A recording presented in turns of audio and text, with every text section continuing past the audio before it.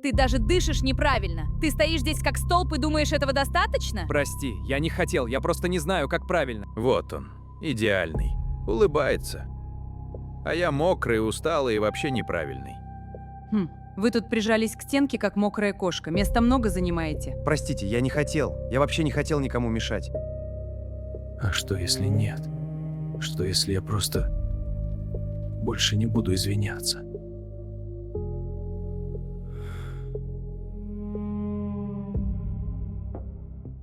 Мужская нервная система исторически и биологически отстроена под удар. Открытый конфликт, физическая угроза, финансовый крах — все это считывается организмом как понятный вызов. В этот момент включается симпатическая нервная система. Происходит выброс норадреналина, адреналина и тестостерона.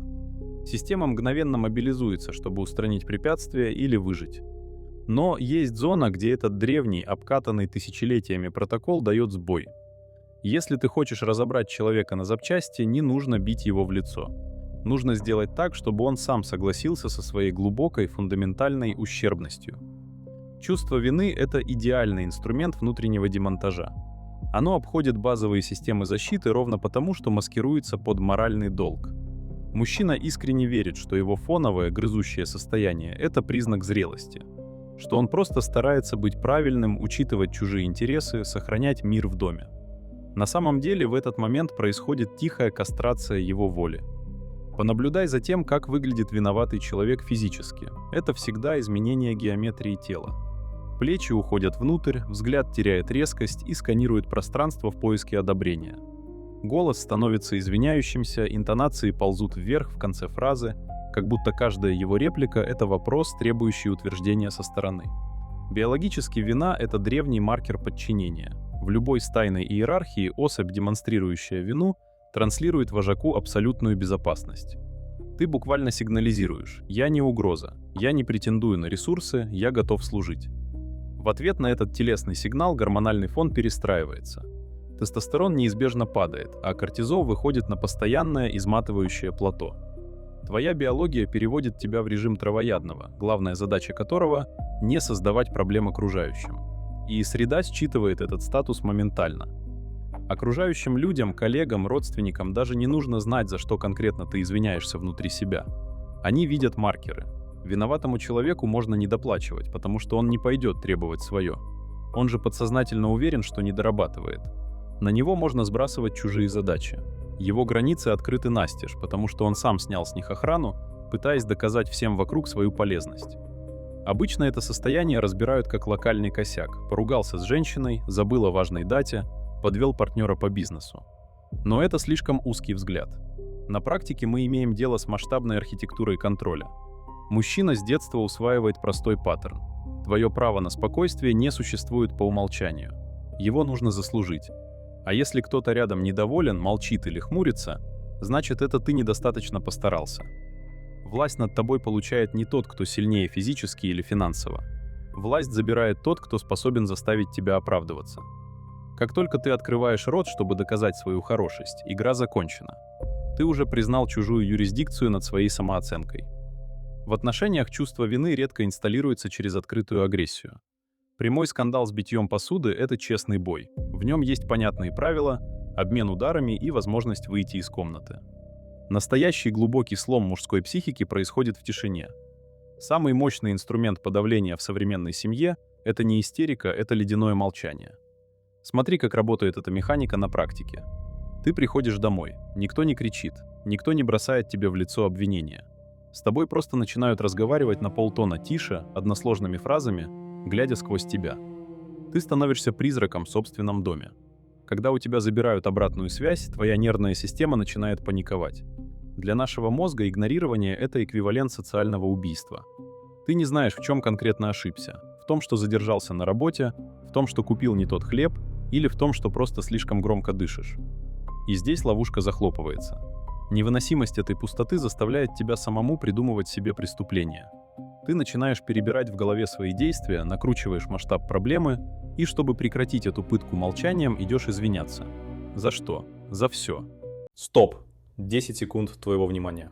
Приглашаю тебя в телеграм-канал нашего пространства для мужчин, которые хотят собрать себя заново. Тело, психика, дисциплина, одиночество, отношения, деньги, социальная позиция. Без мотивационного шума, без альфа-клоунады, без жалоб на мир. Приятного просмотра. Главная задача манипулятора в этот момент выполнена. Он не потратил ни грамма энергии на конфликт, но получил полный контроль над твоим поведением и твой ресурс в виде извинений, уступок и суеты. Это не просто токсичность, это борьба за иерархию. В любой момент, когда ты начинаешь оправдываться, ты автоматически признаешь право другого человека оценивать тебя. Ты отдаешь ему судейский молоток. Именно поэтому многие мужчины годами живут в состоянии ходьбы по тонкому льду. Они искренне верят, что если будут стараться чуть больше, зарабатывать, помогать, быть удобными, напряжение спадет. Но на практике работает другой закон. Цена твоей хорошести будет постоянно расти. Женщина, которая привыкла управлять тобой через вину, не оценит твои старания как акт любви. Она считает это подтверждением своей правоты. Если ты уступил после 3 дней ее молчания, значит метод работает. Если ты отказался от своих планов, потому что она тяжело вздохнула перед твоим уходом, значит твои границы прозрачны. Самая большая ошибка мужчины здесь — пытаться логически объяснить свою позицию. «Я не хотел тебя обидеть, я имел в виду другое, давай обсудим». Это провал. Оправдание — это пища для чувства вины. Чем больше слов ты тратишь на объяснение своего права поступить по-своему, тем сильнее ты увязаешь, потому что проблема не в фактах. Проблема в том, что ты пытаешься купить у нее разрешение не быть виноватым. А она тебе его не продаст, потому что это ее главный актив. Ты перестаешь быть мужчиной, с которым можно спорить, и становишься проектом, который нужно постоянно корректировать. Твой гнев атрофируется, заменяясь фоновой тягучей тревогой. И самое страшное, ты переносишь эту тревогу за порог дома. Если ты думаешь, что чувство вины — это твоя личная проблема с конкретной женщиной, родителями или начальником, ты недооцениваешь масштаб игры. Вина — это не просто психологический баг, это экономический драйвер. Индустрия, рынок и корпоративная культура давно поняли одну циничную, но гениальную вещь. Человек, который чувствует себя виноватым, — это идеальный ресурс. Он безопасен, он много работает и он очень много тратит. С точки зрения социологии, концепт настоящего мужчины сегодня превратился в бесконечный прайс-лист. Тебя накачивают социальными стандартами с самого низа. Ты должен обеспечивать, ты должен успевать, ты должен соответствовать, ты должен компенсировать. Этот фон настолько плотный, что мужчина начинает чувствовать себя в долгу просто по факту своего существования. Как это работает в экономике? В маркетинге существует официальный термин – маркетинг вины, так называемый. Система не продает тебе товар, она продает тебе индульгенцию.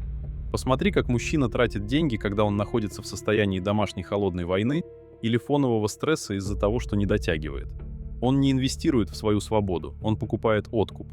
Крупные покупки, подарки, путевки или дорогие рестораны после ссоры – это не щедрость, это налог на вину. Ты покупаешь улыбку, покупаешь возвращение к нормальному тону, покупаешь право спокойно посидеть вечером без сверлящего взгляда в спину. Ты платишь за то, чтобы тебя просто оставили в покое. Но рынок устроен так, что цена индульгенции всегда растет. Ты не можешь откупиться один раз и навсегда. Как только ты закрываешь одну брешь в чужих ожиданиях, система мгновенно генерирует новую. На рабочем месте этот механизм эксплуатируется еще жестче. Сотрудник, прошитый вирусом вины, не требует повышения, потому что подсознательно уверен, что недостаточно хорош. Он берет сверхурочные, отказывается от выходных и тянет чужие проекты, потому что боится сказать «нет». Страх разочаровать начальника — это та же самая калька со страха расстроить женщину. В основе лежит один и тот же парализующий ужас. Если я откажу, меня вычеркнут, я стану плохим. В итоге мы получаем идеального винтика системы. Мужчину, который пашет на износ, чтобы заработать деньги, которые он потом спустит на то, чтобы закрыть эмоциональные дыры и купить себе кратковременное прощение. Он не копит капитал, который мог бы дать ему свободу уйти. Он обслуживает свой страх быть недостаточным. И здесь кроется самая главная экономическая тайна. Системе невыгодно, чтобы ты повзрослел.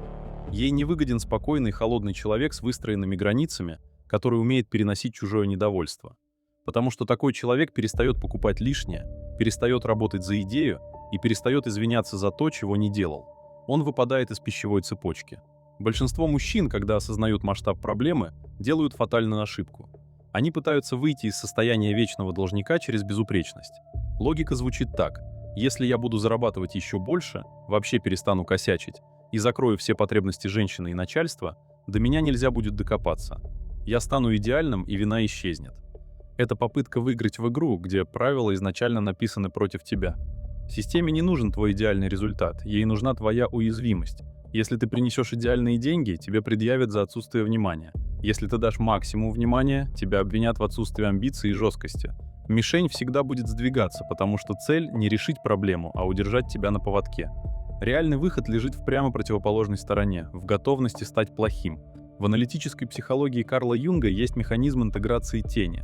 Тень — это резервуар твоих подавленных качеств. Жесткости, эгоизма, агрессии, способности отказывать. С детства нас учат кастрировать эту часть себя, чтобы быть удобными для социума. Но именно в тени спрятан весь твой силовой ресурс. Интеграция означает, что ты перестаешь открещиваться от своей темной стороны и забираешь ее себе как рабочий инструмент. Быть плохим на практике — это не значит превратиться в психопата, орать на людей или хамить. Это чисто физиологический навык. Это способность выдерживать чужое разочарование, не разрушаясь изнутри. Представь сцену. Партнерша снова включает ледяное молчание, или кто-то тяжело вздыхает, показывая, как ты всех подвел. В этот момент твой кортизол бьет по нервной системе. Тело буквально кричит: «Сделай что-нибудь, верни контакт, сними напряжение». Возврат контроля начинается в ту секунду, когда ты остаешься сидеть на месте. Ты смотришь на это чужое недовольство, признаешь его существование и палец о палец не ударяешь, чтобы его обслужить. Ты просто позволяешь другому человеку побыть недовольным. Как только ты перестаешь суетиться, алгоритм манипулятора ломается с хрустом. Человек привык, что кнопка вины всегда выдает предсказуемый результат. Ты бежишь оправдываться. Когда эта кнопка нажимается в холостую, наступает шок. Сначала напряжение возрастет, тебя попытаются пробить более грубыми методами, открытыми обвинениями или угрозами. Но если ты спокойно стоишь на своем и не включаешься в конкурс «Докажи, что ты хороший», баланс власти меняется. Макиавеллианский принцип гласит: власть находится там, где люди верят, что она находится. Отказавшись оправдываться, ты забираешь у оппонента юрисдикцию над твоей самооценкой. Ты перестаешь быть ресурсом. Чтобы этот сдвиг стал необратимым, нужно сделать последнюю операцию в своей голове. Навсегда разрезать склеенные понятия вины и ответственности. Это два разных агрегатных состояния, и пока ты их путаешь, ты остаешься мишенью. В популярной психологии есть очень сладкая, продающая ложь. Тебе обещают, что как только ты выстроишь личные границы, перестанешь вестись на манипуляции и скинешь с себя чувство вины, отношения волшебным образом оздоровятся. Женщина якобы почувствует в тебе стержень, начнет тебя уважать, а начальство выпишет премию за проявленный характер. Забудь об этом. Реальность работает по законам физики, а не женских романов. Когда ты ломаешь старый контракт, по которому ты был удобным должником, система сопротивляется, и в большинстве случаев она не перестраивается, она взрывается. Установка границ — это не способ заставить другого человека вести себя правильно. Ты не можешь заставить женщину перестать использовать молчание или эмоциональный шантаж. Установка границ означает только одно: ты заявляешь, чего больше не будешь терпеть, и отходишь в сторону. Что происходит дальше? Когда ты перестаешь бегать за ней во время ее наказания молчанием, когда ты отвечаешь сухими фактами на эмоциональную истерику, когда ты отказываешься извиняться за выдуманные проступки, наступает кризис. Оппонент теряет контроль. И в этот момент он обычно удваивает ставки. Обвинения становятся жестче, ярлыки тяжелее. Тебя попытаются завиноватить за то, что ты больше не реагируешь на вину. Тебе скажут, что ты стал бесчувственным, что ты абьюзер, что с тобой невозможно договориться. Это точка невозврата. Мужчины ломаются именно здесь, потому что старая прошивка кричит: «Смотри, ты сделал ей больно, верни все как было». Но если ты выдержишь этот удар, ты увидишь реальную картину. Иногда отношения не выживают после демонтажа вины. И это не трагедия, это санация. Если весь фундамент вашего общения держался только на твоей готовности постоянно извиняться и уступать, то там никогда не было ни любви, ни партнерства. Там был паразит и ресурс. Когда ресурс отказывается быть ресурсом, паразит отваливается. Не бойся завершать отношения, в которых твой отказ чувствовать себя виноватым воспринимается как предательство. Право уйти — это твой главный рычаг в любых переговорах и в любой иерархии. До тех пор, пока ты боишься разрыва больше, чем потери собственного достоинства, ты всегда будешь проигрывать. Ты не можешь спасти систему, которая питается твоей слабостью, но ты можешь спасти себя, просто перестав ее кормить.